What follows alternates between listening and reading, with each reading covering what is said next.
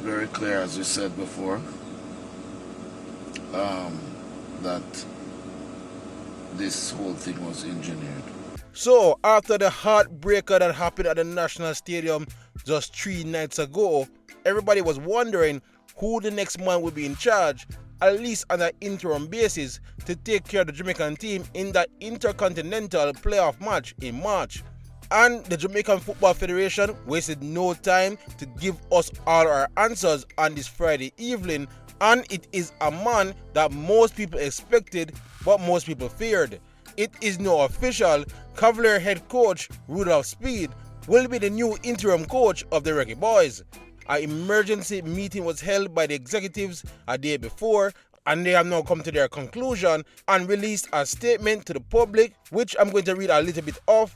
The Jamaica Football Federation wishes to advise the public that President Michael Ricketts has confirmed that in the interim, the JFF board has convened and reached an agreement regarding the technical leadership of the senior men's national team, the Reggae Boyz. Following the board deliberations, Mr. Rudolph Speid has been appointed to assume the role of head coach effective December 15, 2025 until March 31st, 2026. While we are in discussions with Mr. Miguel Cole's agent to serve as an assistant coach. These appointments have been made to ensure in the team's preparation and performances as the Federation continues to finalize the necessary logistical and administration arrangements. President Ricketts emphasized that this interim structure is aimed at maintaining stability during this important period for the Jamaican football. So basically, all a bit of a political fluff to say that Rudolph Speid has been around with this team for a while, and with a big important window coming up in March, they didn't want to rock the boat too hard. Whether that is the right choice or not, I guess remains to be seen. A lot of people, of course, already make up their mind that this is a poor choice. But in this video, I'm going to outline what this could mean tactically for the Reggae Boyz coming in March. And don't worry, I will talk what it means in terms of ethics for the program going forward. So first of all, who's Rudolph Speid? Well, he's a 61-year-old born and raised Jamaican who has been a part of football at all different levels and functions for many years. Currently, we all know him as the head of the technical committee at the current moment. He was also just recently the technical advisor to Steve McClaren for the national team. He's also the main man and the head coach over at Cavaliers Football Club, where there as a coach, he won 3 JPL titles, 1 National U17 title, as well as the CONCACAF Caribbean Cup. And of course, he's also a major person in the National Coaching School, as well as a former president of CASAFA. So this is why people often say it feels like Jamaican football has to go through Rudolph Speid at some point. But he was never a coach of the national team, either in the youth setup or in the senior team. But now he will firmly step in the spotlight. One he has stated before that he feels he's ready to do after his most recent experience in the CONCACAF and Caribbean Cups. But as I said to you, what does this mean in terms of tactics in terms of Jamaica? Now, of course, the JPL is my bread and butter. It's been something I've been following closely for many years, and it's very specifically on this platform for the last 3. So I've watched Cavalier very closely for all that time period, and I'm going to dispel a very common misconception that Cavalier solely rely on kick and hope tactics. You know, the same thing we criticize Steve McClaren and what the Reggae Boyz produced in that match against Curacao. A lot of people believe that idea and view came directly from Rudolph Speid because that is what they associated him with Cavalier and how they played in the last couple of years. But I'm telling you, it is very lazy to say that his team simply kick the ball long without looking into the detail and how exactly how they use it. I'm going to show you based on what I saw of the last 2 seasons Cavalier team. I won't use this season because they're only 9 games in and they're in a state of transition based on what players left in the summer to know. And before I even get to that point, if you look back on his first title, the team that won in 2021, that's a team that hardly used the long pass and played their football mostly on the ground, and it got him his first national title. So again, if you believe all he knows is long ball football, look back at that 2021 JPL season. But anyway, here's the tactical board of the Cavalier team for the last 2 years. Now Speed normally likes his team to fluctuate through two main formations. Sometimes he likes to utilize a 3-5-2 or 3-4-3, or he will use a 4-3-3.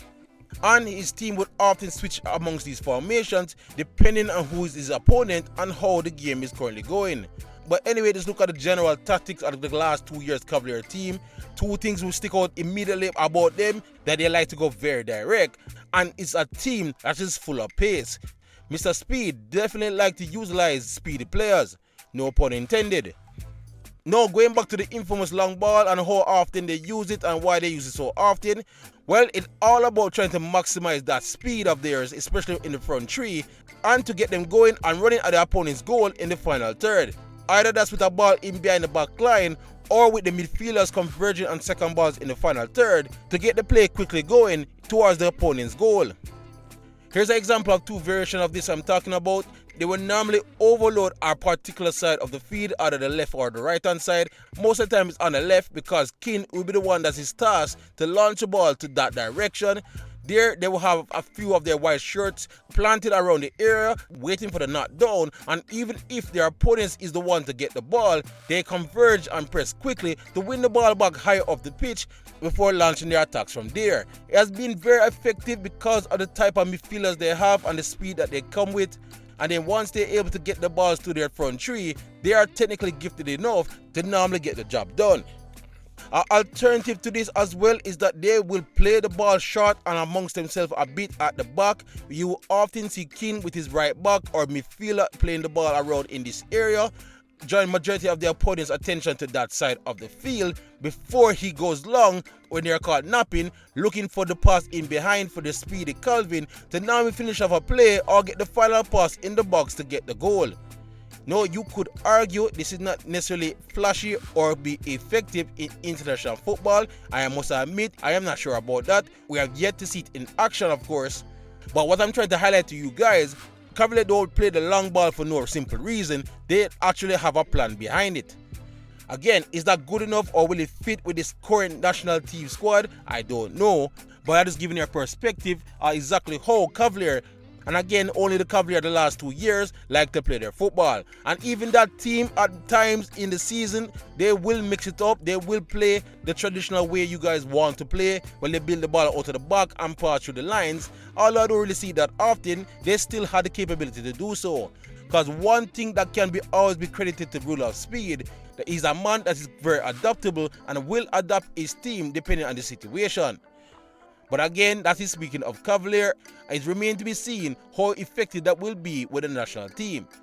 Now, with all that being said, it look away that the chairman of the technical committee, who has a role in the hiring and firing of the national senior men head coach, is now the man in charge, even at interim basis. And then we drop in the fact that he also is associated with a local club, the champion in Cavalier.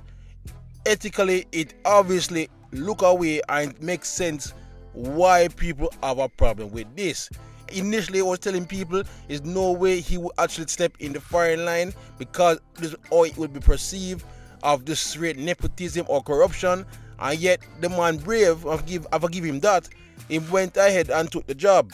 Immediately, I know majority of you guys, my colleagues in the YouTube space, Craig Butler, and mostly almost everybody, probably some of the players, them immediately going to have an issue with this, and it might cause a issue or a rippling effect when it comes to the support for the Reggae Boyz, which is very sad. They will need our support for these crucial games coming up in March, but that is the hand and gamble Rudolph Speid have decided to play.